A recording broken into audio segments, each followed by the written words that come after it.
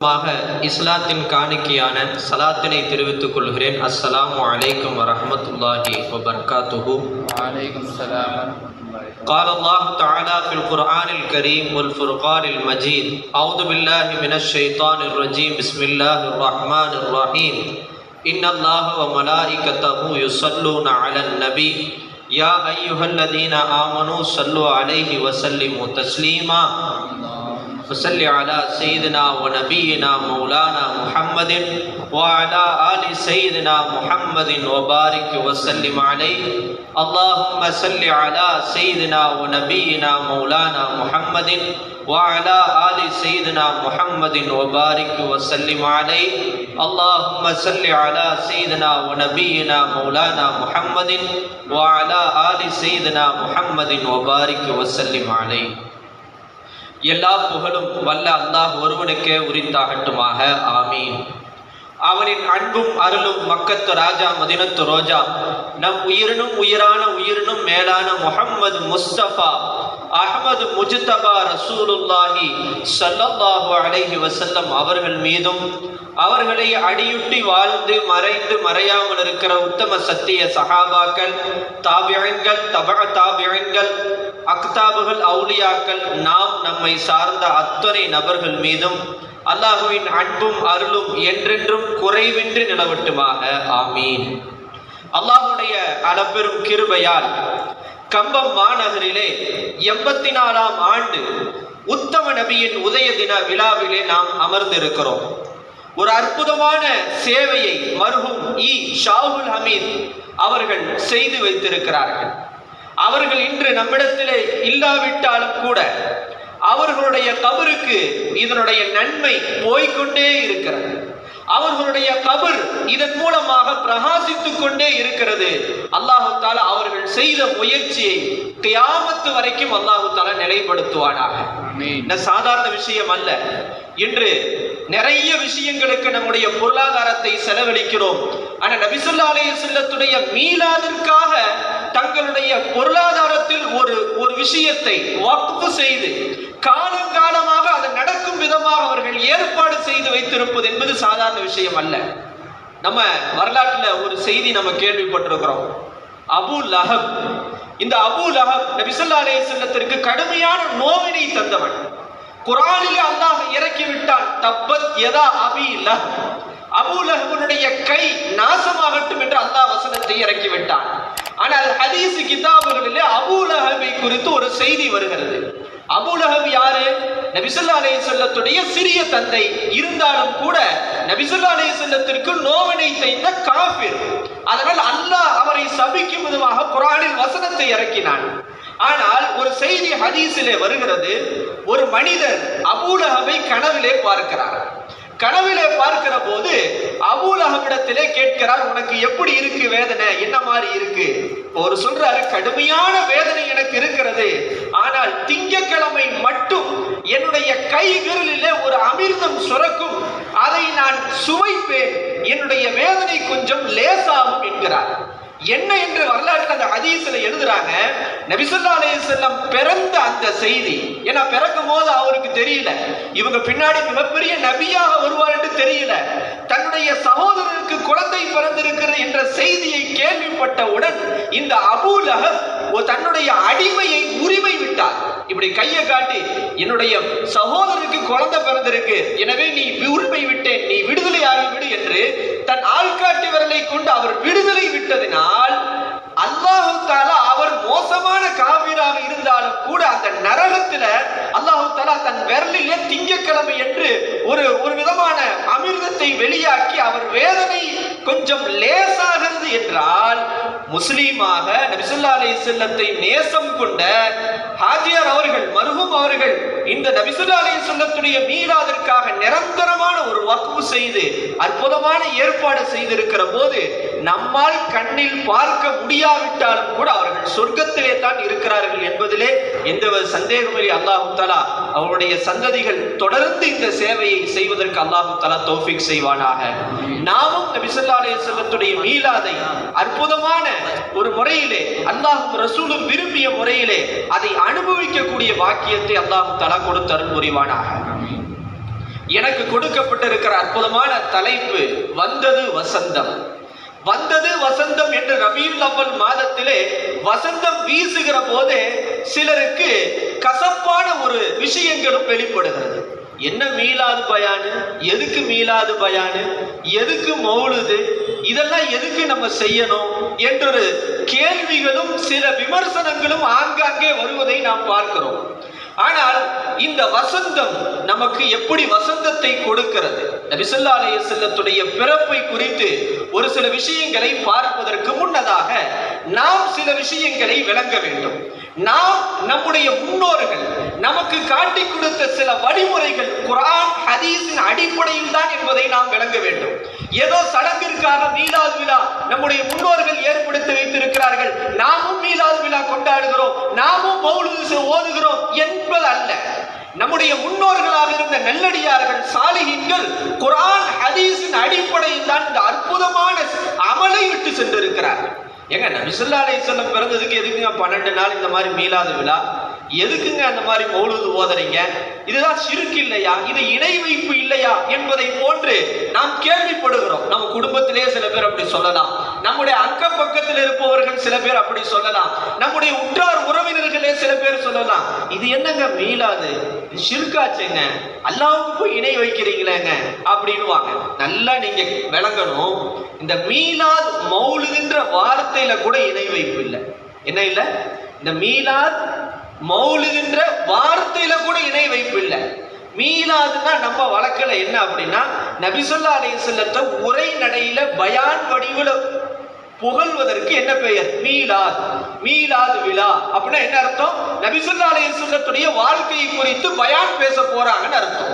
மௌலித் என்றால் நபி ஸல்லல்லாஹு அலைஹி வஸல்லத்தை கவி நடையிலே புகழ்வது, இதற்கு பெயர் மௌலித். ரெண்டுக்குமே ஒரே அர்த்தம் தான், பிறப்பு என்று அர்த்தம். நீங்க நல்லா யோசிங்க, இதுல எப்படி இணை வைப்பு வரும்? அல்லாஹ்வுக்கு பிறப்பு இருக்குதா? அல்லாஹ்வுக்கு பிறப்பு இருக்காங்க? இல்ல. ஏன்னா அல்லாஹ் குர்ஆன்ல சொல்லிட்டான், லம் யலித் வலம் யூலத், அவன் யாரையும் பெறவும் இல்லை, யாராலும் பெறப்படவும் இல்லை. அப்ப அல்லாஹ்வுக்கு என்ன இல்லை? பிறப்பு இல்லை. ஆனா அல்லாஹ்வுக்கு அடுத்து நாம் உயிரினும் மேலாக நேசிப்பது யாரை? முஹம்மது ரசூலுல்லாஹி ஸல்லல்லாஹு அலைஹி வஸல்லத்தை.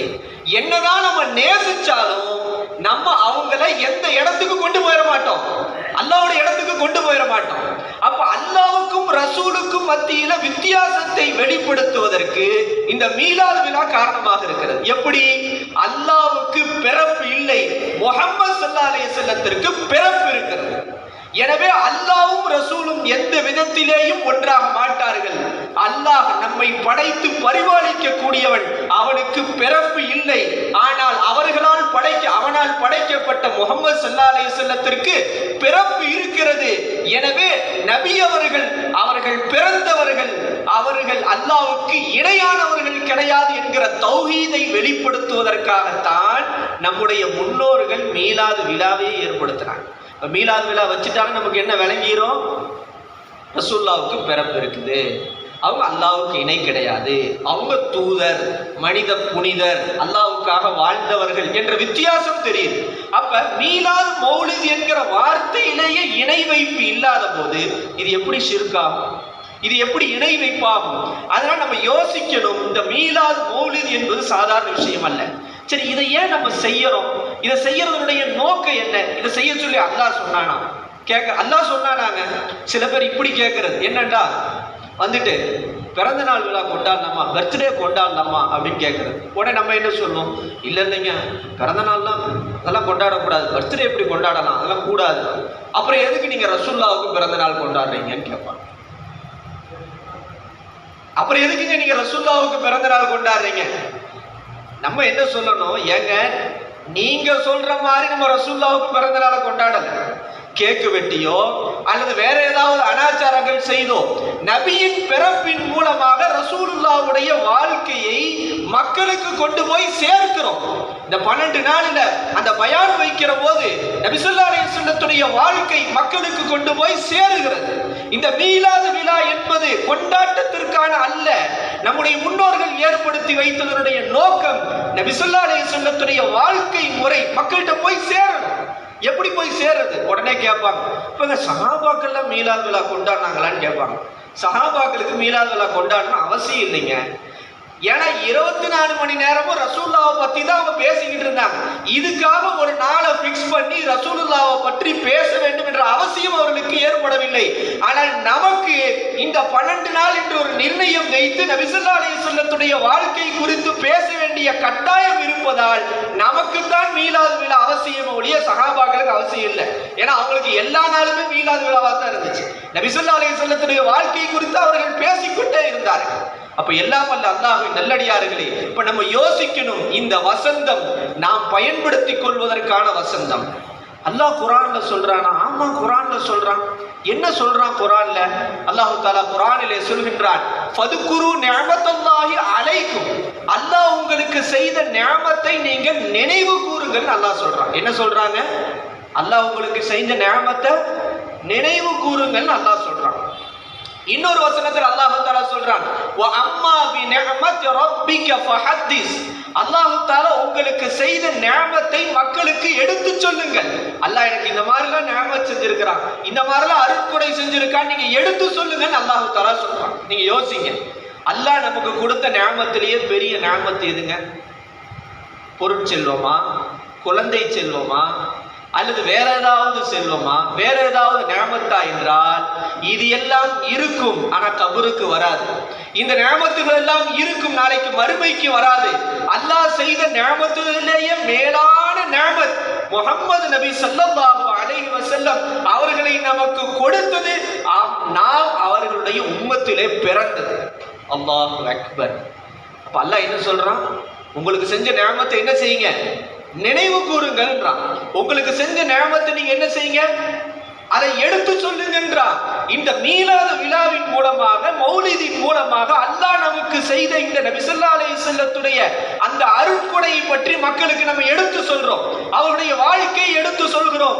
அதன் மூலமாக நம்மிடத்திலே மாற்றம் உருவாக வேண்டும். இதுதான் நோக்கம். இப்ப அல்லாஹ் சொன்னதுதான் நம்ம செஞ்சுக்கிட்டு இருக்கிறோம். இதுல என்ன கேட்கறது? எதுக்கு நீங்க ஒரு சந்தோஷமா இருக்கீங்க, மீலாது விழான்னா ஒரே லைட்டு ஃபேனை போட்டுறீங்க, அப்படி விதவிதமா மைக்கெல்லாம் செட் பண்ணிடுறீங்க, சில இடங்கள் லைட்லாம் போடுறீங்க, என்ன உங்களுக்கு சந்தோஷம்? இதெல்லாம் சந்தோஷம் எதுக்கு நீங்க சந்தோஷப்படுறீங்க? அல்லாஹ் சந்தோஷப்பட சொன்னா நம்ம சந்தோஷப்படுறோம். அல்லாஹ் குர்ஆனிலே அற்புதமான ஒரு வசனத்தை சொல்கின்றான். குல், நபியே நீங்கள் சொல்லுங்கள், பி ஃபலில்லாஹி, அல்லாஹ் செய்த அந்த ஃபல் என்கிற அருட்கொடையை கொண்டும் அல்லாஹ் நமக்கு செய்த ரஹமத்தை கொண்டு நீங்கள் சந்தோஷப்படுங்கள் என்று அல்லாஹ் சொல்றான்.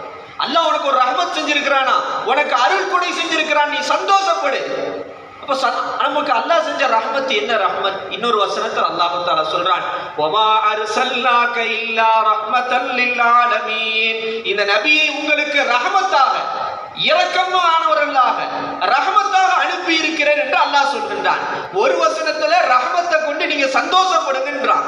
இந்த ரஹமத் எதுன்னு இன்னொரு வசனத்துல அல்லாஹ் சொல்றான், நபியை உங்களுக்கு ரஹமத்தாக அனுப்பி இருக்கிறேன்றான். அப்ப அந்த ரஹமத்தான நபி நமக்கு கிடைத்த இந்த நாட்களிலே நாம் சந்தோஷப்படுவதில் என்ன தவறு இருக்கிறது? என்ன இதுல அபத்தமான விஷயம் இருக்கிறது? நபி ஸல்லல்லாஹு அலைஹி வஸல்லம் இல்லை என்றால் நாம் சொர்க்கத்தில் எப்படி ஈடேற்றம் பெற முடியும்?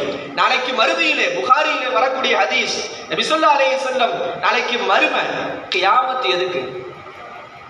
கியாமத் எதுக்குங்க? நம்முடைய கேள்விக்கு நம்ம செஞ்ச நன்மைகள் தீமைகள் எல்லாம் அப்படியே எடை போட்டு அப்படியே யாரெல்லாம் நன்மை செஞ்சு அவங்கள பிரித்து எடுத்து, இதெல்லாம் அல்லாஹ்வுக்கு சின்ன விஷயம், அல்லாஹ்வுக்கு ரொம்ப லேசானது. அல்லாஹ் நினைத்தால் யாரையும் சொர்க்கத்திற்கு அனுப்ப உரிமை உண்டு, அல்லாஹ் நினைத்தால் யாரையும் நரகத்திற்கு அனுப்ப உரிமை உண்டு. ஆனால் மறுமை நாள் எதற்கு என்றால் முஹம்மது ஸல்லல்லாஹு அலைஹி வஸல்லம் யார் என்ற அவர்களுடைய அந்தஸ்தை இந்த சமுதாயத்திற்கு உணர்த்துவதற்கு தான் கியாமத் நாள். அல்லாஹ்க்கு இந்த தேவையெல்லாம் கிடையாது. அவன் நேரத்திற்கு அப்பாற்பட்டவன், காலத்திற்கு அப்பாற்பட்டவன். அவன் நினைத்தால் குன் ஃபயகுன், அவன் நினைத்தால் உடனே நடந்துவிடும். அப்போ இவ்வளோ கியாமத்துல எல்லாம் எதுக்குன்னா நபி ஸல்லல்லாஹு அலைஹி வஸல்லம் யார் என்று காட்டுவதற்காகத்தான். கியாமத்துல புகாரியில வரக்கூடிய ரிவாயத், ஷஃபாஅத் சம்பந்தப்பட்டு வரக்கூடிய விஷயம், நாளைக்கு கியாமத்து நாள்ல எல்லா உம்மத்தினர்களும் ஆதம் அலைஹிஸ்ஸலாத்திட்ட போவாங்க. ஆதம் அலைஹிஸ்ஸலாத்திட்ட போய் எங்களுக்காக அல்லாஹ்விடத்தில் நீங்கள் பரிந்து பேசுங்கள், ஷஃபாஅத் செய்யுங்கள், கொஞ்சம் ரிக்வெஸ்ட் பண்ணுங்கன்னு ஆதம் அலைஹிஸ்ஸலாம் சொல்வார்கள், என்னால் முடியாது, நான் அந்த பழத்தை சாப்பிட்டு விட்டேன், அல்லாஹ் என்ன கேட்பானோ என்ற பயத்தில் இருக்கிறேன். நீங்கள் போய் என்ன செய்யுங்க, இப்ராஹிம் அலைஹிஸ்ஸலாத்திடம் போங்கன்னு அனுப்பிடுவாங்க. இப்ராஹிம் அலைஹிஸ்ஸலாத்திடம் போனா இப்ராஹிம் அலைஹிஸ்ஸலாம் சொல்லுவாங்க, என்ன விட்டுருங்க, நானே ஒரு பொய் ஒன்று சொன்னேன், பொய் என்றால் அது உண்மையான பொய் அல்ல, அது நான் பயந்து கொண்டு இருக்கிறேன், அல்லாஹ் என்ன செய்வான் என்று. நீங்கள் நேராக மூசா அலைஹிஸ்ஸலாத்திடத்திலே போங்கன்றுவாங்க. மூசா அலைஹிஸ்ஸலாத்திடம் போனா மூசா அலைஹிஸ்ஸலாம் சொல்லுவாங்க, நான் ஒருத்தர் ஒரே குத்து நான் மௌத்தாயிட்டான், நானே அல்லாஹ் என்ன சொல்வானே நான் யோசிச்சுட்டு இருக்கிறேன். நீங்க ஈசா அலைஹிஸ்ஸலாத்திட்ட போங்க. ஈசா அலைஹிஸ்ஸலாத்திட்ட போவாங்க, மக்கள் ஒட்டுமொத்த உம்மத்தினர்களும் போவாங்க. ஈசா அலைஹிஸ்ஸலாம் சொல்லுவாங்க, என்ன ஒரு கூட்டம் வணங்கிக்கிட்டு இருக்குது, அல்லாஹ் அதை பத்தி என்ன கேட்பான், நான் பயத்தில் இருக்கிறேன், நீங்கள் முஹம்மது ஸல்லல்லாஹு அலைஹி வஸல்லத்திலே செல்லுங்கள் என்று சொல்லுவாங்க. நம்ம எல்லாம் போவோம். நம்ம எல்லாம் எங்க போவோம்? கியாமத்துல யாரை நாடி போவோம்? முஹம்மது ஸல்லல்லாஹு அலைஹி வஸல்லத்தை நாடி போவோம். முஹம்மது ஸல்லல்லாஹு அலைஹி வஸல்லம் சொல்வார்கள், இங்க வாங்க, நான் உங்களுக்காக ரிக்வெஸ்ட் பண்றேன், நான் உங்களுக்காக ஷஃபாஅத் செய்கிறேன் என்று சொல்லிவிட்டு நபி ஸல்லல்லாஹு அலைஹி வஸல்லம் அவர்கள் அல்லாஹ்விடத்திலே போய் சஜிதாவிலே விழுந்து அழுகுவார். ரிவாயத்தில் எப்படி வருது? சஜிதாவிலே விழுந்து அழுகுவார்கள். உடனே அல்லாஹ் சொல்வானாம், இர்ஃபா ரஅஸக யா முஹம்மத், முஹம்மது ஸல்லல்லாஹு அலைஹி வஸல்லம் கொஞ்சம் தலையை உயர்த்துங்க, கொஞ்சம் தலையை உயர்த்துங்கள், நீங்கள் கேளுங்கள் கொடுக்கப்படும், நீங்கள் பரிந்துரை செய்யுங்கள் உங்கள் பரிந்துரை ஏற்றுக்கொள்ளப்படும் என்று சொன்னபோது நபி ஸல்லல்லாஹு அலைஹி வஸல்லம் அவர்கள் நமக்காக ஷஃபாஅத் செய்வார்கள். அல்லாஹ் யாருடைய உள்ளத்தில் எல்லாம் கடுகளவு ஈமான் இருக்கிறதோ அவர்கள் எல்லாம் சொர்க்கத்திற்கு நான் அழைத்து செல்கிறேன் என்று அல்லாஹ் அனுமதி கொடுப்பான். நபி ஸல்லல்லாஹு அலைஹி வஸல்லம் அழைத்து செல்வார்கள். பார்த்தா கடுகளவு ஈமான் உள்ளவங்களாம் போயிடுவாங்க, இன்னொரு பெரிய கூட்டம் அங்க இருக்கும். மீண்டும் அல்லாஹ்விடத்திலே வந்து கதறுவார்கள், யா அல்லாஹ், அழுகுவார்கள். அல்லாஹ் சொல்வான், நபியே உங்கள் முகத்தை கொஞ்சம் உயர்த்துங்கள், கொஞ்சம் முகத்தை உயர்த்துங்கள், அழுகாதீர்கள், என்ன வேண்டும் என்றாலும் கேளுங்கள் உங்களுக்கு கொடுக்கப்படும், சல் துஅத என்று சொல்லப்படும். நபி ஸல்லல்லாஹு அலைஹி வஸல்லம் அதற்கு பிறகு மீண்டும் ஷஃபாஅத் செய்வார்கள். இப்படியே ஒவ்வொரு முறை சஜிதாவிலே விழுந்து அழுது அழுது அழுது கிட்டத்தட்ட உம்மத்திலே பெரும் பகுதியினர்களை நபி ஸல்லல்லாஹு அலைஹி வஸல்லம் சொர்க்கத்திற்கு அழைத்து சொர்க்கத்திற்கு அனுப்பிவிட்டு தான் நபி அவர்கள் சொர்க்கத்திற்கு செல்வார்கள். அல்லாஹு அக்பர். இப்போ எப்படிப்பட்ட நபி, அந்த நபி நமக்கு கிடைத்த இந்த நாள் அற்புதமான வசந்தத்திற்குரிய நாள். வசந்தத்திற்குரிய நாள். நாம் என்ன செய்ய வேண்டும் இந்த வசந்தத்திலே? நாம் இந்த ரபியுல் அவ்வலுடைய 12 நாள் நாம் என்ன செய்ய வேண்டும்? நிறைய விஷயங்கள் இருக்கிறது பெரியார்கள். இந்த ரபியுல் அவ்வலிலே நபி ஸல்லல்லாஹு அலைஹி வஸல்லத்துடைய பிறப்பிலே நடந்த அற்புதங்கள் நிறைய விஷயங்கள் கிதாபில் எழுதுறாங்க. நபி ஸல்லல்லாஹு அலைஹி வஸல்லம் பிறந்தப்ப ஏற்பட்ட அதிசயங்கள் என்பது ரொம்ப அதிகமான விஷயங்கள் இருக்கிறது. பூசரி இமாம் அவர்கள் புர்தா ஷரீஃபிலே கூட சொல்வார்கள், அபான மௌலிதுஹு அன்தி பி உன்சுரிஹி யாதீப முப்ததஇன் மின்ஹு வ முக்ததமி. அதாவது உலகத்தில் எந்த ஒரு மனிதரும் அவர்களுடைய மூதாதையர்கள் ஆதம் அலைஹிஸ்ஸலாம் வரைக்கும் யாருமே சிலை வணங்குபவர்களாக இல்லைன்னு சொல்ல முடியாது. இப்ப நம்ம இருக்கிறோம், நம்முடைய தந்தை முஸ்லீமாக இருக்கலாம், தந்தைக்கு தந்தை முஸ்லீமாக இருக்கலாம், ஒரு 3 ஜெனரேஷன் முஸ்லீமாக இருக்கலாம். ஆனா நம்ம உறுதியா சொல்ல முடியாது, நமக்கும் ஆதம் அலைஹிஸ்ஸலாம் வரைக்கும் இருக்கக்கூடிய தந்தை வழி தாய் வழியில யாருமே இணை வைப்பவர்களாக காபிர்களாக சிலை வணங்குபவர்களாக இல்லைன்னு சொல்ல முடியாது. சொல்ல முடியுமா? சொல்ல முடியாது. ஏன்னா நம்ம ஒரு குறிப்பிட்ட காலத்திற்கு பிறகு இஸ்லாத்திற்கு வந்திருப்போம். ஆனால் அல்லாஹ் தஆலா நபிக்கு கொடுத்த பெருமை என்ன தெரியுமா? அவர்களுடைய சந்ததிகள், அவர்களுடைய மூதாதையர்கள், அவர்களுடைய தந்தை அப்துல்லாவிலிருந்து ஆதம் அலைஹிஸ்ஸலாம் வரைக்கும் 70,000 வருடம் அவர்களின் தந்தை வழியிலும் சரி தாய் வழியிலும் சரி ஒருவர்கள் கூட சிலை வணங்குபவர்களாக இல்லை. அல்லாஹு அக்பர். ஆனா இன்னைக்கு சில பேர் சொல்றாங்க, முஹம்மது ஸல்லல்லாஹு அலைஹி வஸல்லத்துடைய தாய் தந்தையர்கள் இணை வைப்பவர்களாக இருந்தார் என்றார். அல்லாஹ் அக்பர், நஊது பில்லாஹ். அல்லாஹ் அது போன்ற கொள்கைகளை விட்டு அல்லாஹ் நம்மை காப்பாற்றுவானாக.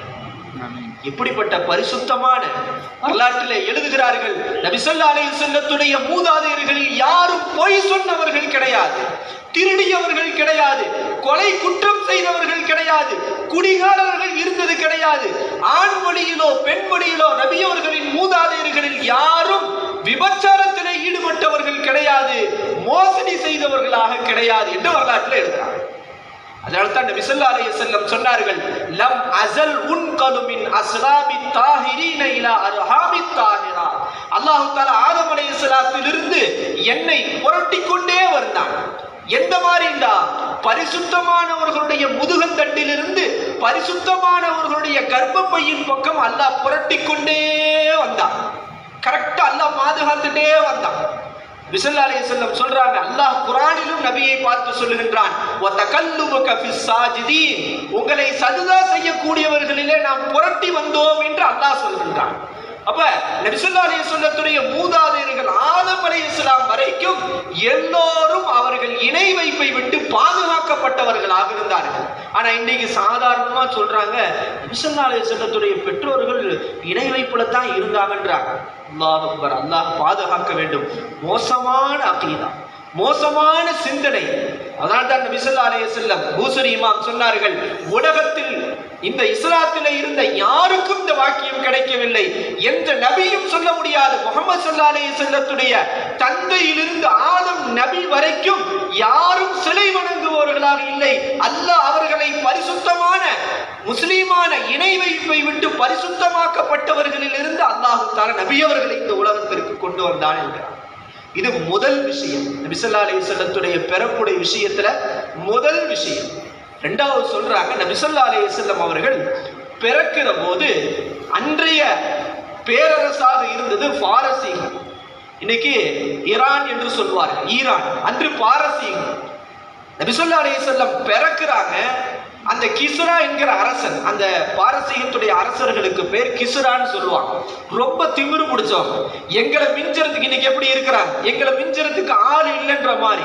ஆனால் நபி ஸல்லல்லாஹு அலைஹி வஸல்லம் இந்த உலகத்திலே பிறக்கிறார்கள். பிறந்தவுடன் அந்த அரசவையில் இருந்த 14 கலசங்கள் அப்படி ஆடும், அப்படி ஆட்டம் காணுது. என்ன நடக்குமான்னு தெரியல, என்னன்னு தெரியல. அந்த 14 கலசங்கள், அந்த சேர் ஆடி கீழே விழுந்துருது. அப்ப அங்கிருந்த பாதிரிமார்கள் சொன்னார்களா, இன்னும் 14 நபர்கள் தான் ஆட்சியில இருப்பாங்க, 14 நபர்களோடு உங்களுடைய பாரசீக ஆட்சி முடிவடையும் என்றார். அப்ப அந்த அரசர்கள் சொன்னாங்களா, அதெல்லாம் ஒண்ணும் கிடையாது, நாங்கத்தான் ஆட்சி செய்வோம். நபி ஸல்லல்லாஹு அலைஹி வஸல்லம் பிறந்து ஒரு 4 வருஷத்துல 13 அரசர்கள் மாறிட்டாங்க. எத்தனை அரசர்கள்? 13 அரசர்கள். கரெக்டா உஸ்மான் ரலியல்லாஹுடைய ஆட்சி காலத்துல இந்த பாரசீகம் என்பது வெற்றி கொள்ளப்படுகிறது, இஸ்லாத்தினுடைய கையில வருகிறது. இன்னைக்கு வரைக்கும் நம்முடைய கையில தான் இருக்கு. அப்ப பாருங்க, நபி ஸல்லல்லாஹு அலைஹி வஸல்லம் பிறந்த உடனே அந்த பாரசீக அரச வீழ்ச்சியை அல்லாஹ் உணர்த்தும் விதமாக அந்த அரசவையில் இருந்த அந்த கலசங்கள் அது ஆட்டம் கண்டு சாய்கிறது என்று வரலாற்றாசிரியர் எழுதுறாங்க. இது இரண்டாவது விஷயம். மூணாவது விஷயம் என்ன எழுதுறாங்கன்னா, இந்த பாரசீகர்கள் அந்த காலத்துல நெருப்பு வணங்குறவங்களா இருந்தாங்க. நெருப்பு வணங்கிகள் என்ன பண்ணாங்கன்னா, 1000 வருஷம் ஒரு நெருப்பை அணையாம பாதுகாத்து வணங்கிட்டு இருந்தாங்க. 1000 வருஷம் அந்த நெருப்பு அணையாம பார்த்து பார்த்து பார்த்து அதை வணங்கிட்டு இருந்தாங்க. அதுக்கு இபாதத்து வணக்கம் செஞ்சுக்கிட்டு இருந்தாங்க. நபி ஸல்லல்லாஹு அலைஹி வஸல்லம் பிறந்த உடனே அந்த அணையாமல் பாதுகாத்த அந்த நெருப்பு அணைய வைத்தான் அல்லாஹ் தஆலா. அந்த நெருப்பு அணைந்தது. நபி ஸல்லல்லாஹு அலைஹி வஸல்லம் பிறந்து விட்டார்கள், இனி இணை வைப்புக்கு வேலை இல்லை என்று அல்லாஹ் உணர்த்தும் விதமாக அவர்கள் வணங்கி வந்து பாதுகாத்து வந்த 1000 வருடம் எரிந்து கொண்டிருந்த அந்த நெருப்பை அல்லாஹ் தஆலா அணைத்தான். அல்லாஹு அக்பர். அடுத்து மூணாவது எழுதுறாங்க, அவங்க ஃபுராத் என்ற ஒரு நதி என்ன செஞ்சாங்கண்டா, அதுக்கு தெய்வீக தன்மை இருக்குதுன்னு நினைச்சு அதை வணங்கிக்கிட்டு இருந்தாங்க.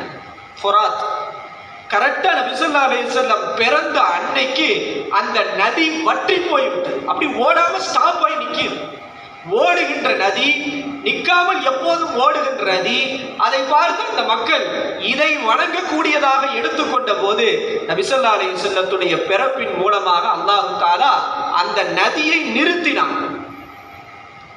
அடுத்து ஒரு விஷயம் எழுதுறாங்க, பாரசீகத்துல ஒரு ஏரி ஒன்று இருந்தது. 10 மைல் நீளம், 6 மைல் அகலம்னு சொல்றாங்க.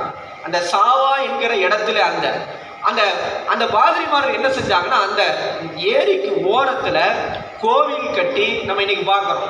அதை வணங்கி என்ன செய்யுது, அதுல போய் முங்கி எந்திரிக்கிறது, அதை புனிதமாக நினைச்சாங்க. நபி ஸல்லல்லாஹு அலைஹி வஸல்லம் பிறந்த அன்னைக்கு காலையில பார்த்தா அதுல ஒரு சொட்டு தண்ணி கூட இல்லை. அல்லாஹ் தஆலா அந்த தண்ணி இல்லாம ஆக்கிட்டான். அப்ப என்ன உணர்த்தினான் என்றால், நபி ஸல்லல்லாஹு அலைஹி வஸல்லம் பிறந்து விட்டார்கள், இனி அல்லாஹ்வுக்கு இணை வைப்பை நாம் இல்லாமல் ஆகிவிட வேண்டும் என்று அல்லாஹ் அந்த சமுதாயத்திற்கு உணர்த்தினான் நபியின் பிறப்பின் மூலமாக என்று வரலாற்று ஆசிரியர் எழுதுறாங்க. இன்னும் விஷயம் என்ன அப்படின்னா, வரலாற்றில் எழுதுறாங்க, நபி ஸல்லல்லாஹு அலைஹி வஸல்லம் பிறந்தவுடன் ஷைத்தான்கள் எல்லாம் கூச்சலிட ஆரம்பிச்சிருச்சு, கெட்ட ஜின்கள் கூச்சலிட ஆரம்பிச்சிருச்சு. எந்த அளவுக்கு எழுதுறாங்கன்னா, இந்த ஜோசியக்காரங்க என்ன செய்வாங்கன்னா, ஜோசிய சொல்லுவாங்க, சில நேரங்களில் பார்த்தா கரெக்டா சொல்றாங்களே அப்படின்ற மாதிரி இருக்கும். அதனுடைய விஷயத்தை எழுதுறாங்க. அந்த பாரசீகர்கள் ஜோசியர்கள் என்ன பண்ணுவாங்கன்னா, அந்த கெட்ட ஜின்னு என்ன செய்யும்னா வானத்துக்கு போகுமா. வானத்துக்கு போகும்போது அந்த மலக்குமார்கள் தங்களுடைய விஷயங்களை பேசி பரிமாறிக்கொள்வார்கள். அந்த பேசுகின்ற விஷயத்தை ஒட்டு கேட்டுட்டு வந்து ஜோசியக்காரன் சொல்றது. இந்த ஜோசியக்காரன் என்ன செய்யறது, அதுக்கு கண்ணு வச்சு காது வச்சு மூக்கு வச்சு சொல்லும் போது கேட்கிறவனுக்கு அது அப்படியே அட்ராக்ஷன் ஆயிடும். கரெக்டா சொல்றாரு.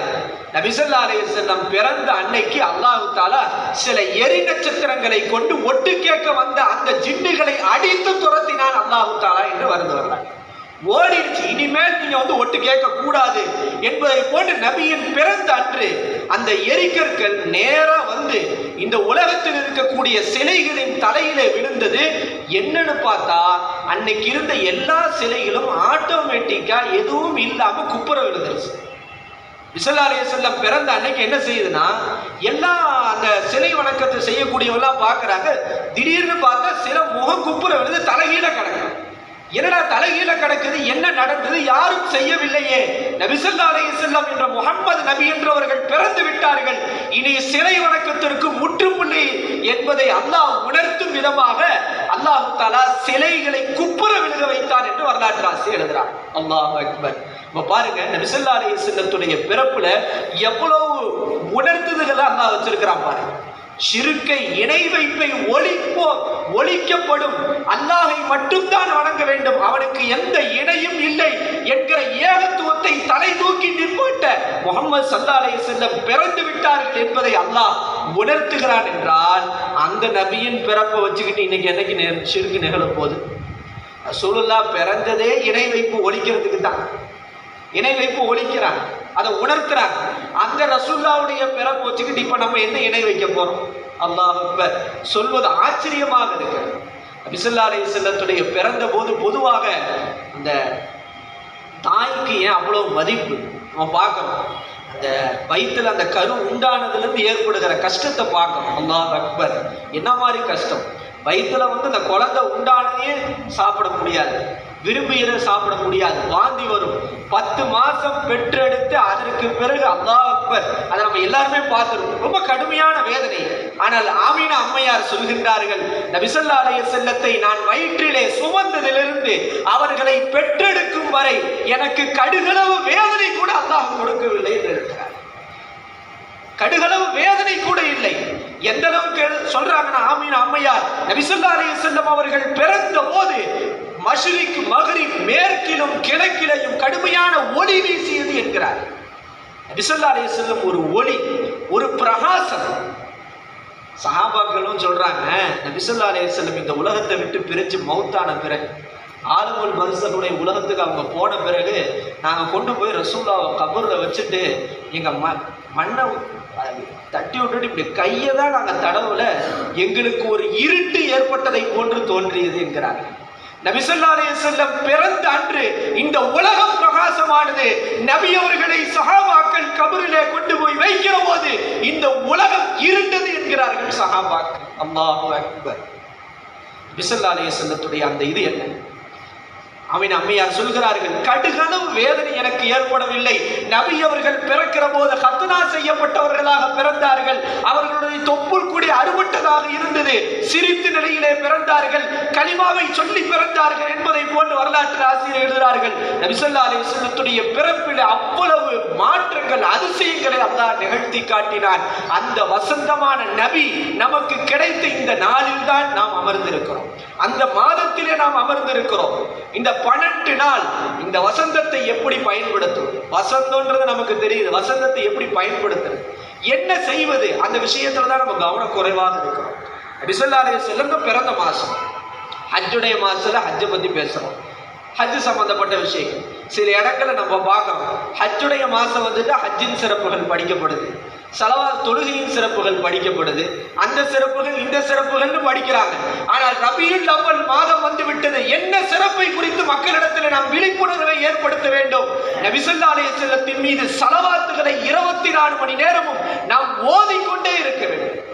அந்த ஒரு உணர்வை நாம் கொண்டு வர வேண்டும், அந்த செயல்பாடுகளை நாம் கொண்டு வர வேண்டும். அப்போதுதான் இந்த வசந்தத்தை நாம் பயன்படுத்தி கொண்டவர்களாக அர்த்தம். அல்லாஹ்வுடைய கிருபையிலே எங்களுடைய கல்லூரிகளிலே தமிழகத்து கிட்டத்தட்ட 30 இடங்களுக்கு மேற்பட்டு இருக்கிறது. எல்லா கல்லூரிகளிலேயும் 12 நாளும் 24 மணி நேரமும் ஸலவாத் ஓதப்படுகிறது. நம்முடைய கம்பத்தில் இருக்கிற நம்முடைய கல்லூரியிலேயும் எப்படி 24 மணி நேரமும் ஸலவாத் எப்படி ஓதப்படும்? அதுக்கு எப்படி ஆசிரித்து ரொட்டேஷன் முறையில் ஓதிக்கிட்டே இருப்பாங்க. ஒரு டீமா பிரித்து 24 மணி நேரமும் மதரசாவில் இந்த 12 நாளும் ஸலவாத்துகள் ஓதப்பட்டு கொண்டே இருக்கிறது. அப்படி என்ன ஸலவாத் ஓதுனா என்ன? ஏன் ஸலவாத் ஓதணுமா? இன்னைக்கு ஸலவாத்துனால சில பேருக்கு அலர்ஜி ஆயிடும். என்னங்க பாங்கு சொல்றதுக்கு முன்னாடிலாம் ஸலவாத் ஓதுறீங்க? ரசூலுல்லாஹ் காட்டி கொடுத்துருக்காங்களா? ஏங்க பாங்கு சொல்றதுக்கு முன்னாடி ஸலவாத் ஓதுறீங்க? ஏங்க இப்போ ஸலவாத் ஓதுறீங்க? ஏன் அப்போ ஸலவாத் ஓதுறீங்க? ஏன் அசருக்கு பிறகு ஸலவாத் ஓது? எங்க சில ஊர்கள்ல என்ன செஞ்சுட்டாங்கன்னா, அசருக்கு பிறகு ஸலவாத் நம்ம என்ன செய்வோம், லா இலாஹ இல்லல்லாஹ், லா இலாஹ இல்லல்லாஹ் 3 தடவை செஞ்சுட்டு ஸல்லல்லாஹு அலைஹி வஸல்லம், அதுவே தப்புன்றாங்க. எதுக்குங்க ஸலவாத் ஓதுறீங்கன்னு கேட்கிறாங்க. அல்லாஹ் குர்ஆனிலே சொன்னான், இன்னல்லாஹ வ மலாயிகத்தஹு, அல்லாஹ்வும் மலக்குமார்களும் என்ன செய்கின்றார்கள்? நபி ஸல்லல்லாஹு அலைஹி வஸல்லத்தின் மீது ஸலவாத்தை பொழிகின்றார்கள். ஈமான் கொண்டவர்களே, நீங்களும் நபியின் மீது ஸலவாத்தையும் ஸலாமையும் சொல்லுங்கள் என்று அல்லாஹ் சொல்கின்றான். எந்த ஒரு அமலையும் நானும் மலக்குமார்களும் செய்யணும் அல்லாஹ் சொல்லலை. நானும் மலக்குமார்களும் தொழுகிறோம், நீங்களும் கொஞ்சம் தொழுகுங்க. நானும் மலக்குமார்களும் நோன்பு வைக்கிறேன், நீங்களும் கொஞ்சம் நோன்பு வைங்க. நானும் மலக்குமார்கள் இந்த அமல்கள்லாம் செய்யறேன், நீங்களும் செய்யுங்கன்னு அல்லாஹ் சொல்லல. ஒரே ஒரு அமலை அல்லாஹ் நானும் மலக்குமார்களும் செய்கின்றோம், ஈமான் கொண்டவர்களே நீங்களும் செய்யுங்கள் என்று சொல்கின்றான். அது நபி ஸல்லல்லாஹு அலைஹி வஸல்லத்தின் மீது ஸலவாத்தும் ஸலாமும் சொல்கிறான். இந்த ரபியுல் அவ்வல் என்கிற இந்த வசந்தத்தில் நாம் செய்ய வேண்டியது அதிகம் நம்முடைய பள்ளிகளிலும் வீடுகளிலேயும் ஸலவாத்துகளையும் ஸலாம்களையும் சொல்லிக்கொண்டே இருக்க வேண்டும். நீ நல்லா கவனிக்கணும். அல்லாஹ் குர்ஆன்ல சொல்லும் போது யா அய்யுஹல்லதீன ஆமனூன்றான், ஈமான் கொண்டவர்களே நீங்க ஸலவாத் ஓதுங்க, ஸலாம் சொல்லுங்கன்றான். அப்ப என்ன அர்த்தம்? யார் மட்டும் தான் ஸலவாத்து ஸலாமும் சொல்லுவாங்க? ஈமான் கொண்டவங்க மட்டும்தான் சொல்லுவாங்கன்னு அர்த்தம். அப்ப பாருங்க, அப்ப என்ன ஸலவாத்துல என்ன மகிமை?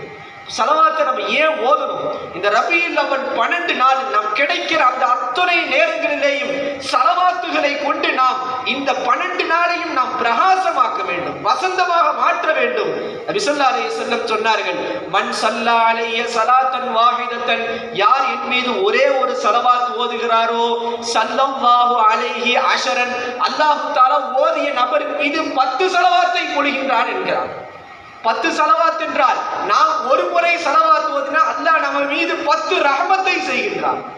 இன்னொரு ரிவாயத்துல வருது, மன் ஸல்லா அலைய ஸலாத்தன் வாஹிதத்தன், யார் என் மீது ஒரே ஒரு ஸலவாத் ஓதுகிறாரோ அவருக்கு 10 ரஹமத் செய்யப்படுகிறது, 10 அந்தஸ்து உயர்த்தப்படுகிறது, 10 பாவங்கள் அளிக்கப்படுகிறது என்கிறார். ஒரே கல்ல எத்தனை வாங்க பாரு, எத்தனை பாரு, 10 ரஹமத்து பொழியப்படுகிறது, 10 அந்தஸ்து உயர்த்தப்படுகிறது, 10 பாவங்கள் அழிக்கப்படுகிறது. அப்ப பார்க்கணும் எப்படி ஸலவாத்தை நம்ம ஓதணும். அப்ப நபி ஸல்லல்லாஹு அலைஹி வஸல்லம் சொன்னாங்க இன்னொரு ஹதீஸ்ல, இன்ன அவுலன் நாஸி பி யௌமல் கியாமத்தி அக்ஸருஹும் அலைய ஸலாத்தன், கியாமத்து நாள்ல எனக்கு மிகவும் நெருக்கமானவர்கள் யார் என்றால் என் மீது அதிகம் ஸலவாத் ஓதியவர்கள் என்றார். நல்லா கவனிக்கணும். அதிகம் தொழுதவர்கள், அதிகம் நோன்பு வைத்தவர்கள், அதிகம் ஹஜ் இதெல்லாம் நன்மைக்குரிய விஷயம். இது சொர்க்கத்தை நமக்கு பெற்றுத்தரும். நாம் இபாதத்துகளை தொழுகைகளை அதிகம் செய்கிற போது நமக்கு சொர்க்கத்தை பெற்றுத்தரும். ஆனால் நபி ஸல்லல்லாஹு அலைஹி வஸல்லம் சொன்னது, நாளைக்கு மறுமையில என்னுடைய நெருக்கம் உங்களுக்கு கிடைக்க வேண்டும் என்றால் என் மீது நீங்கள் அதிகம் ஸலவாத் ஓதுங்கள் என்றார். என் மீது அதிகம் ஸலவாத் ஓதுங்கள். அப்ப இந்த மாதத்திலே நாம் அதிகம் ஸலவாத்துகளை ஓதுகிற போது நமக்கு நபி ஸல்லல்லாஹு அலைஹி வஸல்லத்துடைய நெருக்கம் கிடைக்கும். அல்லாஹ் தஆலா அந்த நெருக்கத்தை நமக்கு நசீபாக்குவானாக. கனவிலும் நினைவிலும் நபி அவர்களை காணுகின்ற வாக்கியத்தை நமக்கு அல்லாஹ் தஆலா நசீபாக்குவானாக. அப்ப பாருங்க,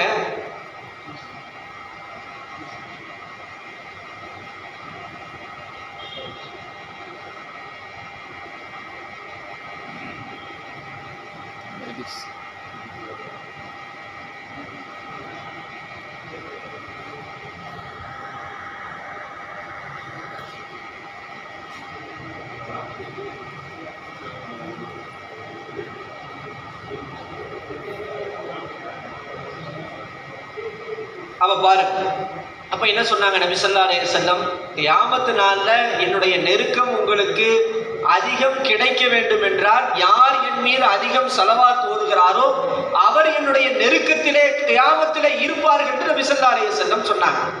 அப்ப பாருங்க, இன்னொரு ஹதீஸ்ல ரசூல் ஸல்லல்லாஹு அலைஹி வஸல்லம் சொன்னாங்க, நம்ம என்ன செய்யணும்னா ரசூலுல்லாஹ்வுக்கு அதிகம் சலாம் சொல்லணும். இந்த மௌலூதுல நம்ம ஓதுவோம், யா நபி சலாம் அலைக்கும், யா ரசூல் சலாம் அலைக்கும். சில பேர் கேட்கறான், இப்படி கேட்கறாங்க, என்ன ஒருத்தருக்கு ஒரு முறை சலாம் சொன்னா கரெக்ட், யா நபி சலாம், யா நபி சலாம், என்ன இத்தனை தடவை சலாம் சொல்றீங்க, கிண்டல் மாதிரி இருக்கு.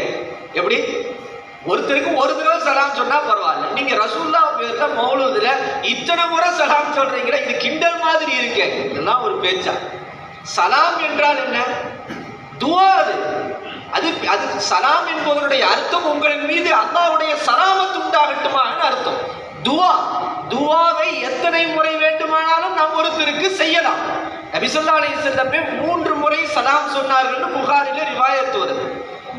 இப்ப நம்ம பார்க்கிறோம், சுப்ஹானல்லாஹ் சொல்றோம். சுப்ஹானல்லாஹ்னா என்ன அர்த்தம்? அல்லாஹ் பரிசுத்தமானவன், அல்ஹம்துலில்லாஹ், எல்லா புகழும் சுப்ஹானல்லாஹ் சுப்ஹானல்லாஹ் சுப்ஹானல்லாஹ். ஏன்னா அல்லாஹ்வை கிண்டல் செய்யற மாதிரி நம்ம யாராவது நினைப்போமா? அப்படி கிடையாது. அப்ப நபி ஸல்லல்லாஹு அலைஹி வஸல்லத்தின் மீது எத்தனை முறை சலாம் சொன்னாலும் நபி அவர்களுடைய பதில் சலாம் நமக்கு கிடைக்கிறது, அல்லாஹ்வுடைய ரஹமத் நமக்கு கிடைக்கிறது, நம்முடைய சலாம் நபி அவர்களுக்கு எத்தி வைக்கப்படுகிறது. நபி ஸல்லல்லாஹு அலைஹி வஸல்லம் சொன்னாங்க, இன்ன லில்லாஹி மலாயிகத்தன், அல்லாஹ்வுக்கு என்று சில மலக்குமார்கள் இருக்கிறார். நம்ம கண்ணுக்கு தெரியாது, நம்ம கண்ணுக்கு தெரியுதா நான் நம்ப வேண்டாம். உலகத்துல எதையும் நம்ப முடியாது, அல்லாஹ்வையும் நம்ப முடியாது. நம்ம எங்க அல்லாஹ்வை பார்த்தோம்? ரசூலுல்லாஹ்வை நம்ம பார்க்கல, மலக்குமார்களை பார்க்கல, நாளைக்கு மறுமையை நடக்க போவதை நம்ம பார்க்கல. நபி ஸல்லல்லாஹு அலைஹி வஸல்லம் சொல்லிவிட்டார்கள், நாம் நம்புகிறோம். நம்முடைய ஈமானை மறவை கொண்டு நம்புவதுதான். அப்ப நபி ஸல்லல்லாஹு அலைஹி வஸல்லம் சொன்னாங்க, இன்ன லில்லாஹி மலாயிகத்தன் சய்யாஹீன, உங்களை சுற்றி திரிகிற சில மலக்குமார்கள் இருக்கிறார். நம்ம கண்ணுக்கு தெரியாது, இங்க இருக்கிறாங்க, இங்க இருக்கிறாங்க, எல்லா இடங்களிலும் மலக்குமார்கள் சுத்தி திரிகிறார்கள். அந்த மலக்குமார்களுடைய வேலை என்னவென்றால், யுபல்லிகுனி அன் உம்மத்தி அஸ்ஸலாம், என் உம்மத்தில் யாரெல்லாம் எனக்கு சலாம் சொல்கின்றாரோ அந்த சலாமை எனக்கு எத்தி வைப்பதுதான் அந்த மலக்குடைய வேலை, அந்த மலக்குமார்களுடைய வேலை. அப்ப நபி அவர்களுக்கு நாம் எத்தி வைக்கிற சலாம், அதை எத்தி வைப்பதற்கு என்று அல்லாஹ் பிரத்யேகமாக மலக்குமார்களை ஏற்படுத்தி வைத்திருக்கிறேன் என்று நபி ஸல்லல்லாஹு அலைஹி வஸல்லம் ஹதீஸ்ல சொல்லும் போது, நம்ம இந்த மாசத்துல எவ்வளவு சலாமை சொல்லணும், எவ்வளவு நாம் ரசூலுல்லாஹ்வுக்கு சலாமை சொல்லி சலவாத்தை நாம் எத்தி வைக்க வேண்டும் என்று நாம் யோசிக்கணும். அதனால எத்தனை முறை சலாம் சொன்னாலும் அது கிண்டல் ஆகாது. அறிவு கோணலா யோசிக்கிறவங்களுக்கு அது கோணலா தோணும். ஹலாலான சரியான முறையில யோசிச்சா அது எல்லாமே சரியான முறையில விளங்கும். அவ பாருங்க, சும்மா இல்லை. அதனால தான் அதை என்ன செஞ்சிருக்கிறாங்க, சலாம் பைத்துன்னு சொல்லி அந்த மௌலூதுல ஆரம்பத்துல சலாமை மட்டுமே வச்சு பைத்துகள் அமைச்சிருக்கிறாங்க. இவங்க கேட்க, அது கிண்டல் ஆகாதா? உங்களுக்கு கிண்டலா இருந்தா அது நமக்கு என்ன செய்ய முடியும்? நாம் ஹதீஸ்ல சொல்லப்பட்ட விஷயத்தின் அடிப்படையில நபி அவர்களுக்கு எங்களுக்கு நாங்களுடைய சலாமை எத்தி வைக்கிறோம். அல்லாஹ் நாடினால் நம்ம ஹயாத்துல மதீனா நகருக்கு அல்லாஹ் போவதற்கு இன்ஷாஅல்லாஹ் நசீபை கொடுப்பான். நபி ஸல்லல்லாஹு அலைஹி வஸல்லத்துடைய ரௌலாவிலே நின்று நாம் சலாமை எத்தி வைப்போம் இன்ஷாஅல்லாஹ். அல்லாஹ் தஆலா அந்த நசீபை நம் அனைவருக்கும் கொடுத்தருள் புரிவானாக. நபி ஸல்லல்லாஹு அலைஹி வஸல்லத்துடைய மதீனா நகருக்கு சென்று நபி ஸல்லல்லாஹு அலைஹி வஸல்லத்துடைய ரௌலாவுக்கு முன்னால் நின்று அஸ்ஸலாமு அலைக்க யா அய்யுஹன் நபி என்று சலாம் சொல்லுகிற பாக்கியத்தை அல்லாஹ் நமக்கு, நம்முடைய குடும்பத்துக்கு, நம்முடைய சந்ததிகளுக்கும் அல்லாஹ் தஆலா தந்தருள் புரிவானாக. பாருங்க, இந்த அதனால தான் நபி ஸல்லல்லாஹு அலைஹி வஸல்லத்துடைய பேரக்குள்ள ஒருத்தவங்க சொன்னாங்க, அலாமாத்து அஹ்லு சுன்னத்தி வல் ஜமாஅ கஸரத்து ஸலாத்தி அலன் நபி. சுன்ன ஜமாத்னா என்ன அடையாளம்? ஒன்றும் பெரிய அடையாளம்லாம் இல்லை. அதிகமா எங்க ஸலவாத் ஓதப்படுதோ அதுதான் சுன்ன ஜமாத்துடைய அடையாளம். சுன்ன ஜமாத்து இல்லை நம்ம எதை வச்சுன்னா, ஸலவாத் யாருக்கு அலர்ஜியா இருக்குதோ அவங்களுக்கு சுன்ன ஜமாத்துடைய இது குறைவா இருக்குன்னு அர்த்தம். இது நம்ம பெரியார்கள் நமக்கு காட்டி கொடுத்த வழிமுறை. ஹதீஸ் ஹதீஸின் அடிப்படையில நபி ஸல்லல்லாஹு அலைஹி வஸல்லம் இன்னொரு ஹதீஸ்ல சொல்றாங்க, இன்னல்லாஹ் வக்கல பி கப்ரி மலக்கன் அதாஹுல்லாஹு அஸ்மாஅல் ஹலாயிகி, அல்லாஹ் தஆலா என் கபருக்கு ஒரு மலக்கை நியமித்திருக்கிறான். அந்த மலக்கிடத்திலே ஒட்டுமொத்த மனிதர்களுடைய பெயர் பட்டியலை அல்லாஹ் கொடுத்திருக்கிறான். இந்த உலகத்திலே ஒரு மனிதர் என் மீது ஸலவாத் ஓதினால் அந்த மலக்கு எனக்கு எத்தி வைப்பார், ஹாதா ஃபுலான் இப்னு ஃபுலான் கது ஸல்லா அலைக யா ரசூலல்லாஹ், இன்னாருடைய மகன் இன்னார் உங்கள் மீது ஸலவாத் சொன்னார் என்று அந்த மலக்கு எத்தி வைப்பான். பாருங்க, இதுக்காகவே டியூட்டி போட்டு ஒரு மலக்கு அல்லாஹ் நியமிச்சிருக்கிறான். நபி ஸல்லல்லாஹு அலைஹி வஸல்லம் சொல்றாங்க, இது எப்படி ஒரு சாதாரண விஷயமா? ஒரு சாதாரண விஷயத்துக்கு நம்ம டியூட்டி போட்டு வைப்பாங்களா? அல்லாஹ் அப்படி செய்வானா? மலக்குமார்களை பிரத்யேகமாக நபியின் கபருக்கு அல்லாஹ் வைத்து நபி ஸல்லல்லாஹு அலைஹி வஸல்லத்தின் மீது நாம் ஸலவாத் ஓதினால் இன்னா, இவருடைய பெயர் மட்டும் வரலங்க, இன்னாருடைய மகன் இன்னார் நபியே உங்கள் மீது ஸலவாத் சொன்னான்னு எத்தி வைக்கப்படும். அப்படி இருக்கிற போது அது ஸலவாத்தினுடைய உயர்வு. இதெல்லாம் விளங்குறதுனால தான் ரிவாயத்துல வருது, ஒரு சஹாபி ரசூலுல்லாஹ்ட்ட வந்து கேட்டாங்க, திருமிதியில வர ரிவாயத், யா ரசூலல்லாஹ், உபய் இப்னு கஅப் என்ற சஹாபி, யா ரசூலல்லாஹ், எனக்கு துவா அல்லாஹ்ட்ட துவா செய்யறதுக்கு ஒரு குறிப்பிட்ட நேரத்தை நான் ஒதுக்கி இருக்கிறேன். அதுல எவ்வளவு நேரம் நான் ஸலவாத்தை ஒதுக்குறது, எவ்வளவு நேரம் அல்லாஹ்ட்ட துவா செய்யறது சொல்லுங்க யா ரசூலுல்லாஹ். உடனே ரசூல் ஸல்லல்லாஹு அலைஹி வஸல்லம் சொன்னாங்க, உங்க விருப்பமா, நீங்க எவ்வளவு வேணா ஸலவாத்தை ஒதுக்கிக்கோங்க, எவ்வளவு வேணா துவாவுக்கு ஒதுக்கிக்கோங்க. அப்ப அந்த மனிதர் சொன்னார், யா ரசூலுல்லாஹ், 1/4 பகுதியை ஸலவாத்துக்காக ஆக்கிறேன், மீதி பகுதியை அல்லாஹ்ட்ட துவா செய்யறேன், போதுமா யா ரசூலுல்லாஹ்? நீங்க விருப்பப்பட்டா அதிகப்படுத்திக்காங்க, அது உங்க இஷ்டம் அப்படின்ட்டாங்க. உடனே அந்த சஹாபி சொன்னாங்க, யா ரசூலுல்லாஹ், நான் பாதி ஸலவாத்து பாதி துவாவை ஆக்கிக்கிறேன், போதுமா யா ரசூலுல்லாஹ்? ரசூல் ஸல்லல்லாஹு அலைஹி வஸல்லம் சொன்னாங்க, விருப்பப்பட்டு அதிகப்படுத்திக்கோங்க, உங்க விருப்பம். உடனே அந்த சஹாபி சொன்னாங்க, யா ரசூலுல்லாஹ், 3/4 ஸலவாத், ஒரு பகுதி நான் துவா செஞ்சுக்கிறேன், போதுமா? ரசூல் ஸல்லல்லாஹு அலைஹி வஸல்லம் சொன்னாங்க, இன்னும் நீங்க அதிகப்படுத்தினா நல்லதுதான், உங்க இஷ்டம்ட்டாங்க. அந்த சஹாபி சொன்னாங்க, யா ரசூலுல்லாஹ், என்னுடைய ஒட்டுமொத்த நேரத்தையும் ஸலவாத்துக்காக நான் ஆக்கிக் கொள்கிறேன். உடனே ரசூல் ஸல்லல்லாஹு அலைஹி வஸல்லம் சொன்னாங்க, உங்களுடைய கவலைகள் போக்கப்படுவதற்கும் உங்கள் பாவங்கள் மன்னிக்கப்படுவதற்கும் அதுவே போதுமானது என்றார். நீ ஸலவாத்தை முழுவதுமாக ஆக்கி கொண்டால் உங்கள் கவலை அது ஆட்டோமேட்டிக்கா அல்லாஹ் நீக்கி விடுவான், உங்களுடைய பாவங்களை அல்லாஹ் மன்னித்து விடுவான் என்று நபி ஸல்லல்லாஹு அலைஹி வஸல்லம் சுபச்செய்தி சொன்னாங்கன்னா சஹாபாக்கள் எந்த அளவுக்கு ஆர்வமா இருந்திருப்பாங்க, எந்த அளவுக்கு ஈடுபாடா இருந்திருப்பாங்க. இந்த ரபியுல் அவ்வல் 12 நாளை ஸலவாத்தையும் ஸலாமையும் கொண்டு நாம் செழிப்பாக்க வேண்டும். நம் வீடுகளை ஸலவாத்துகளையும் ஸலாம்களையும் கொண்டு நாம் ஒளிமயமானதாக நாம் ஆக்க வேண்டும். அல்லாஹ் தஆலா அந்த தௌஃபீகை நமக்கு கொடுத்தருள் புரிவானாக.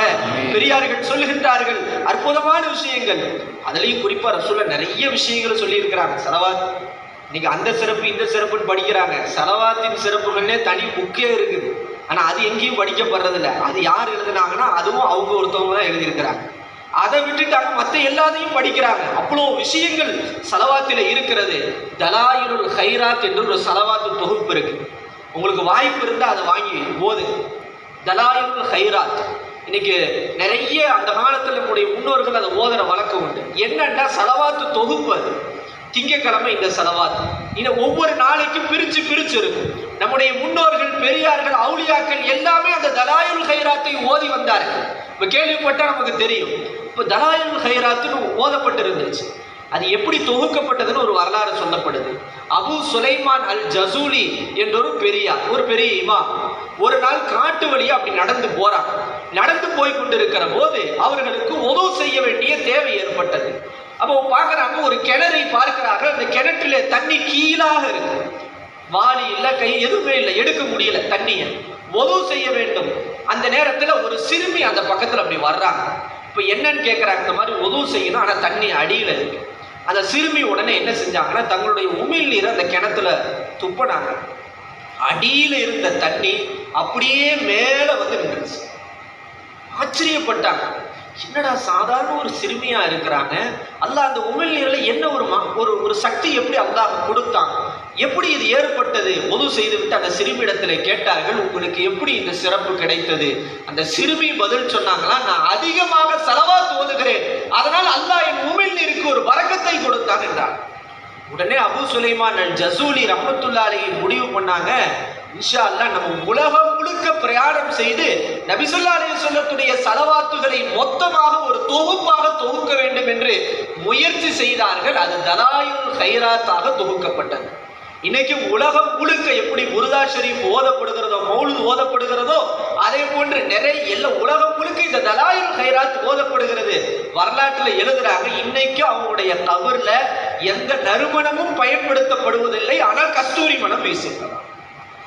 எந்த நறுமணமும் பயன்படுத்தப்படுவதில்லை, அம்பரோ கஸ்தூரியோ பயன்படுத்தப்படுவதில்லை, ஆனால் அவர்களுடைய கபர்ல ஆட்டோமேட்டிக்கா எந்த ஒரு செயல்பாடும் இல்லாமல் நறுமணம் வீசிக்கொண்டே இருக்கிறது என்று வரலாற்று ஆசிரியர் எழுதுறாங்க.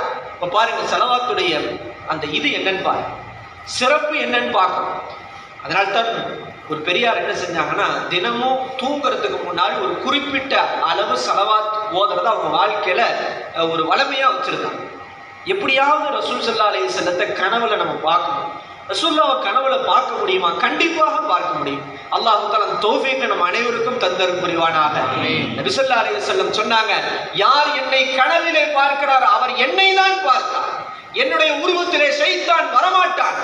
ஷைத்தான் யாருடைய உருவத்திலும் வருவான், நபி ஸல்லல்லாஹு அலைஹி வஸல்லத்துடைய உருவத்திலே வரமாட்டான். எவர் என்னை கனவிலே பார்த்தார் அவர் என்னை தான் பார்த்தார் என்றார். அந்த பெரியார் தினமும் குறிப்பிட்ட அளவு தொடர்ந்து ஸலவாத் ஓதுறாங்க. எந்த காரியத்தையும் தொடர்ந்து செஞ்சா நன்மை உண்டு. ஆடிக்கு அமாவாசைக்கு செஞ்சா அதுக்கு பிரயோஜனம் கிடையாது. நபி ஸல்லல்லாஹு அலைஹி வஸல்லம் சொன்னாங்க, அமல்களிலே சிறந்த அமல் அதுவும் தொடர்ந்து செய்வது. தஹஜ்ஜத்தா தொடர்ந்து செய்யணும், நல்ல சதகாவா தொடர்ந்து செய்யணும், ஒரு விஷயத்தை தொடர்ந்து செய்யணும். எப்படியா அந்த மர்ஹூம் அவர்களுடைய இந்த மீலாத் அந்த ஏற்பாடு எப்படி 84 வருடம் ஆனாலும் தொடர்ந்து நடக்கிறதோ, இது கபூலியத்துடைய அடையாளம். இது என்னுடைய அடையாளம், அவங்களுடைய இஹ்லாஸான எண்ணத்திற்கு கிடைத்த கபூலியத். அல்லாஹ் தஆலா நம்மை கபூல் செய்வானாக. அப்ப அந்த பெரியார் தொடர்ந்து ஓதிக்கிட்டே இருந்தாங்க. நான் கிதாபில் எழுதுறாங்க, ரிவாயத்துல ஒரு நாள் நபி ஸல்லல்லாஹு அலைஹி வஸல்லம் கனவுல பார்த்துட்டாங்க. கனவுல வந்துட்டாங்க நபி ஸல்லல்லாஹு அலைஹி வஸல்லம். கனவிலே பார்த்து அவரால் சந்தோஷம் தாங்க முடியவில்லை.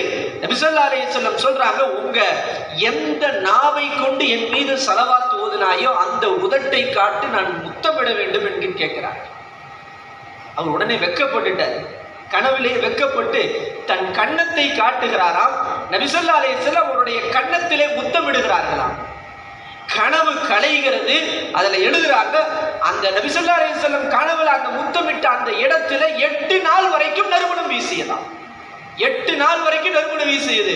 அந்த இடம், அந்த வீடே நறுமணமானதாக இருந்தது என்று எழுதுகிறார்கள். பாருங்க, கனவிலே நாம் நபி ஸல்லல்லாஹு அலைஹி வஸல்லம் அதிகம் ஸலவாத்துகளையும் சலாம்களையும் நாம் சொல்ல வேண்டும்.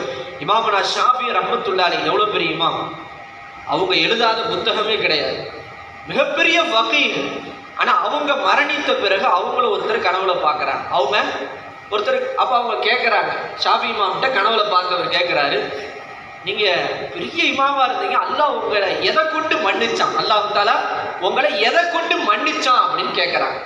உடனே ஷாஃபி ரஹ்மத்துல்லாஹி அலைஹி சொல்றாங்க, நான் வெள்ளிக்கிழமை நைட்டு ஒரு 5 ஸலவாத் ஓதிக்கிட்டு இருந்தேன்.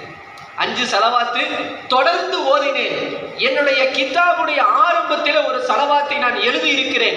அந்த ஸலவாத்தின் காரணமாக அல்லாஹ் என்னை மன்னித்து அவனுடைய அரவணைப்பிலே சொர்க்கத்திற்கு அனுப்பிவிட்டான் என்றார்களாம். அல்லாஹ் அக்பர், எவ்வளவு பெரிய சட்ட மேதை.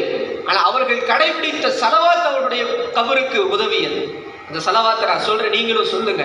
அல்லாஹும்ம ஸல்லி அலா சய்யிதினா முஹம்மதின் குல்லமா ذكرஹு அஸ்ஸாகிரூன் வ ஸல்லி அலா சய்யிதினா முஹம்மதின் குல்லமா கஃபல அன் ذிக்ரிஹில் காஃபிலூன். அல்லாஹும்ம ஸல்லி அலா சய்யிதினா முஹம்மதின் கமா அமர்தனா பிஸ்ஸலாத்தி அலைஹி. அல்லாஹும்ம ஸல்லி அலா சய்யிதினா முஹம்மதின் கமா துஹிப்பு அன் துஸல்லி அலைஹி. இப்படி அந்த ஸலவாத் போகுது. இப்ப நம்ம இந்த ரபியுல் அவ்வலுடைய இந்த வசந்தத்தை நம்ம ஸலவாத்தை கொண்டு நிரப்பணும். அதுதான் இப்போ நம்ம, ஏன்னா ஃபர்ஸ்ட் நாள் அல்லாஹ் எந்த அடிப்படையிலே நமக்கு ஃபர்ஸ்ட் நாளை ஏற்பாடு செய்தான் என்று தெரியவில்லை. ஆனால் இந்த நாளில் நாம் உறுதி கொள்ள வேண்டும். இன்ஷா அல்லாஹ் நாம் ஒவ்வொருவரும் இந்த ரபியுல் அவல் முடிப்பதற்கு முன் லட்சக்கணக்கான ஸலவாத்துகளை இன்ஷா அல்லாஹ் நம்ம ஓதணும். அந்த நியத்தை இன்ஷா அல்லாஹ் நம்ம வைப்போம். அல்லாஹ் தஆலா அந்த நியத்தை நமக்கு நிறைவேற்றி கொடுக்க வேண்டும். அப்ப பாருங்க என்ன மாதிரி ஸலவாத். அதெல்லாம் நிறைய சொன்னா இரவு முழுக்க அதனுடைய சிறப்புகளை சொல்லிக்கொண்டே போகலாம். ஷிப்லி ரஹ்மத்துல்லாஹி என்ற பெரியார் சொல்றாங்க, பக்கத்து வீட்டுக்காரர் மௌத்தாயிட்டார். பார்க்கறதுக்கு பெரிய நல்லா செஞ்ச மாதிரி இல்லை, சாதாரண மனிதர். மௌத்தான பிறகு ஷிப்லி ரஹ்மத்துல்லாஹி கனவுல பார்க்குறாங்க. கனவுல பார்க்கும்போது கேட்குறாங்க, நல்ல நிலைமையில இருக்கீங்களே, பயங்கர ஒரு அந்தஸ்து மிக்க நிலைமையில இருக்கீங்களே, எப்படி இதெல்லாம் உங்களுக்கு இருந்துச்சு, உலகத்தில் அப்படி இப்படி இருந்தீங்களே, என்ன நடந்துச்சு? அப்போ அவங்க சொல்றாங்க, மலக்குமார என்கிட்ட கேள்வி கேட்க வந்தாங்க, என்னால் பதில் சொல்ல முடியல, ரொம்ப கஷ்டம், சாதாரண விஷயம் அல்ல. எந்த அளவுக்குன்னா அந்த மலக்குமாருடைய கேள்விக்கு பதில் சொல்ல முடியாமல் நான் இப்படி நினைத்தேன், ஒருவேளை நான் முஸ்லீமா மௌத்தாகாம போயிட்டனோன்ற அந்த அச்சம் வருகிற அளவிற்கு எனக்கு திருப்பி பதில் சொல்ல முடியாமல் நான் திணறிக் கொண்டிருந்தேன் அந்த கேள்வியிலே. அந்த நேரத்தில் திடீரென்று ஒரு வெள்ளையான உருவத்திலே ஒருவர் வந்தார். வந்து எனக்கு அந்த கேள்விக்கான பதிலை சொல்லிக் கொடுத்தார். நான் பதிலை சொல்லி நான் தப்பித்துக் கொண்டேன். பிறகு அந்த பதிலுக்கு பிறகு நான் அந்த வெள்ளை உருவமான அந்த மனிதனிடத்திலே கேட்டேன், நீங்கள் யார், எதற்காக எனக்கு நீங்கள் உதவி செய்தீர்கள் என்று கேட்டபோது அந்த வெள்ளை உருவமான மனிதர் சொன்னாரா, நான் வேற யாரும் இல்லை, உன் ஸலவாத்தின் காரணமாக படைக்கப்பட்ட அந்த ஒரு படைப்பு தான் நான் என்று அந்த மனிதர் சொன்னார்.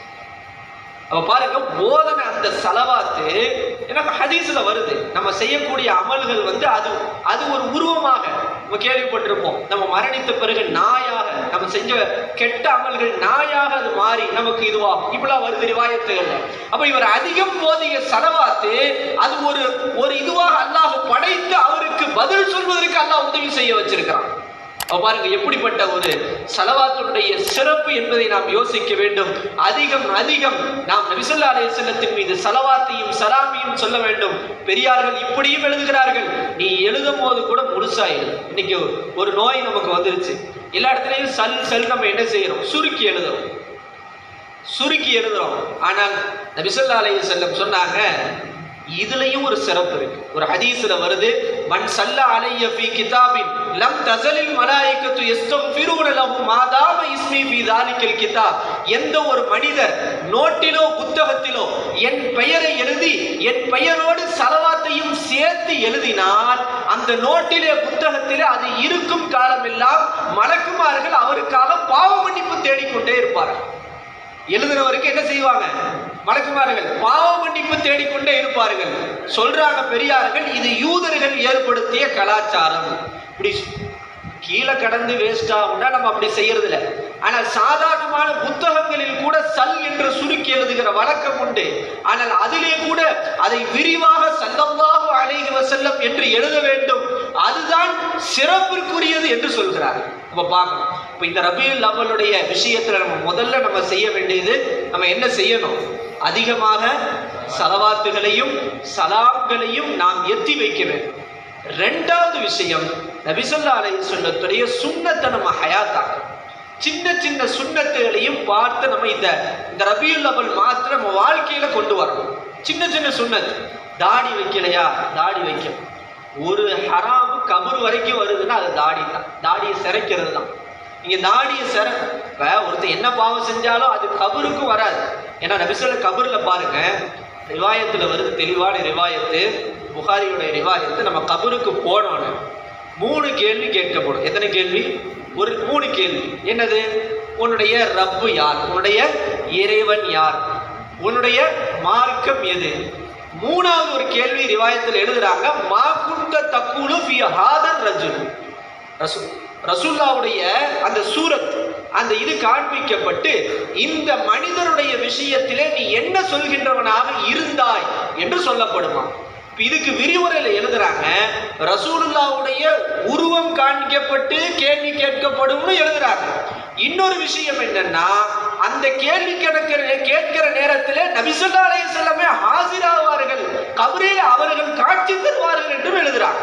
நீங்க பாருங்க, இந்த சிரச்ச முகத்தோட நபி ஸல்லல்லாஹு அலைஹி வஸல்லத்துடைய சுன்னத்துக்கு மாற்றமான இந்த ஹராமான முறையில இந்த தாடியை சிரைச்ச நிலையில் நமக்கு ரூஹ் பிரிந்தால் நாளைக்கு மறுமையிலே கபரிலே நபி ஸல்லல்லாஹு அலைஹி வஸல்லத்துடைய முகத்தில் நாம் எப்படி முழிப்போம்?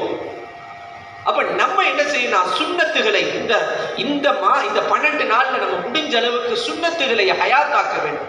என்னென்ன சுன்னத்துகள்? சாப்பிடும் போது, தூங்கும் போது, நம்முடைய நகம் வெட்டும் போது, நம் எல்லா விஷயங்களிலேயும் சுன்னத்துகளை ஹயாத்தாக்க வேண்டும் என நபி ஸல்லல்லாஹு அலைஹி வஸல்லம் சொன்னார்கள்.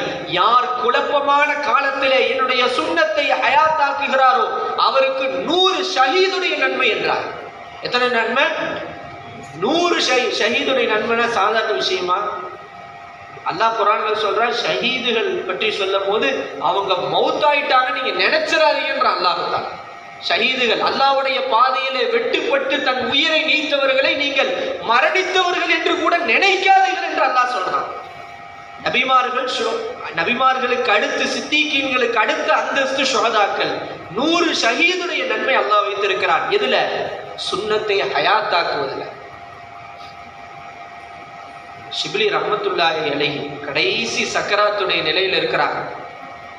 அவங்க கூட இருந்த ஹாதிம் அவங்கள்ட்ட கேட்குறாங்க, பெரிய இமாமு பெரிய வலிவுள்ள அப்படி இப்படின்றீங்களே, என்னத்தான் ஆச்சரியம் பார்த்தீங்க அவங்க வாழ்க்கையில? அவங்க சொல்றாங்க, கடைசி சக்கராத்துடைய நிலையிலே அவர்கள் சக்கராத்து நிலையில இருக்கிறாங்க. எனக்கு சக்கராத்து நிலை எப்படி இருக்கும் அது சோச்சு பார்த்தா தான் தெரியும். அல்லாஹ் நம்ம சக்கராத்து நிலை லேசாக்கணும். உயிருள்ள ஒரு ஆடை தலைகீழ தொங்க விட்டு உரிச்சா அது எப்படி துடிக்குமோ அந்த மாதிரி இருக்கும் அந்த ரூஹை சல்பு செய்யும் போது. ஆனா ஷிப்லி ரஹ்மத்துல்லாஹி அலைஹி என்ன சொல்றாங்கன்னா, ஒது செஞ்சு விடுங்கன்றாங்க. ஒது செய்து விடுங்கள். இவங்க அப்படியே என்ன செய்யறாங்க? ஒது செஞ்சு விடுறாங்க. தாடி கோதி கழுவுதல்ன்ற சுன்னத்தை செஞ்சு விட மறந்துட்டாங்க இந்த ஹாதிம் பணியாளர். அந்த நேரத்திலேயே அவங்க அப்படியே கையை பிடிச்சு அப்படியே தாடியை கோதுகிறார்கள். அவருடைய ரூஹ் பிரிந்து விடுது. சொல்றாங்க அந்த ஹாதிம் பணியாளர், என்ன ஆச்சரியம், என்ன ஆச்சரியம், கடைசி நிமிடத்தில் கூட நபியின் சுன்னத்தை விடாமல் அவர்களுடைய ரூஹ் பிரிந்தது. இதை விட பெரிய ஆச்சரியம் என்ன என்று கேட்கிறார். பாருங்க இப்படிலாம் இன்னைக்கு என்னண்டா வழிமாறுகண்டா ஏதோ அவங்களுக்கு திடீர்னு தப்பா பரப்புறாங்க. இறைநேசர் என்றால் யார்? நபியின் சுன்னத்தை தன் கடைசி நிமிடம் வரைக்கும் விடாமல் கடைபிடித்தவர்கள் தான் இறைநேசர்கள். எப்படிலாம் இருந்திருப்பாங்க பாருங்க. இப்போ இந்த மாதத்துல நம்ம சுன்னத்துகளை என்ன செய்யணும்? ஹயாத்தாக்கணும். நபி ஸல்லல்லாஹு அலைஹி வஸல்லத்துடைய சுன்னத்துகளை நம் வீடுகளிலே ஹயாத்தாக்க வேண்டும். நம்முடைய குழந்தைகளிலே ஹயாத்தாக்க வேண்டும். இன்னைக்கு நம்முடைய குழந்தைகள் எப்படி இருக்கு? எந்த சுன்னத்துல வளருது? அல்லாஹ் நபியின் சுன்னத்துல வளர்க்க சொன்னா நரகத்துக்கு போறவங்களுடைய சுன்னத்துகள்ல வளர்ந்துகிட்டு இருக்கு. யாரு நரகத்துக்கு போவாங்கன்னு பொதுவாகவே நல்லா விளங்கிக்கணும். காஃபிர் என்பவர்கள் நிரந்தர நரகம். அவங்களுக்கு என்ன? நிரந்தர நரகம். ஆனா முஸ்லீமா ஒருத்தன் மௌத்தாயிட்டா பாவம் செஞ்சிருந்தா கூட அவன் தண்டனைக்கு பிறகு இன்ஷா அல்லாஹ் ரசூலுல்லாஹ்வுடைய ஷஃபாத்தின் அடிப்படையில் அவன் சொர்க்கத்துக்கு போறதுக்கு வாய்ப்பு இருக்கு. ஆனா நம்ம பிள்ளைங்களை காஃபிர்களுடைய சுன்னத்துல வளர்ந்துகிட்டு இருக்கோம். டிவியில ஒரு போட்டு அதை ஆட விட்டு நம்ம ரசிக்கிறோம். ஆனா அந்த பிள்ளைக்கு நபியின் துவாவை சொல்லி கொடுத்து சுன்னத்தான துவாக்களை சொல்லி அழகு பார்ப்பதல்ல, நபி ஸல்லல்லாஹு அலைஹி வஸல்லத்துடைய சஹாபாக்களுடைய வாழ்க்கையை சொல்லி அழகு பார்ப்பதல்ல.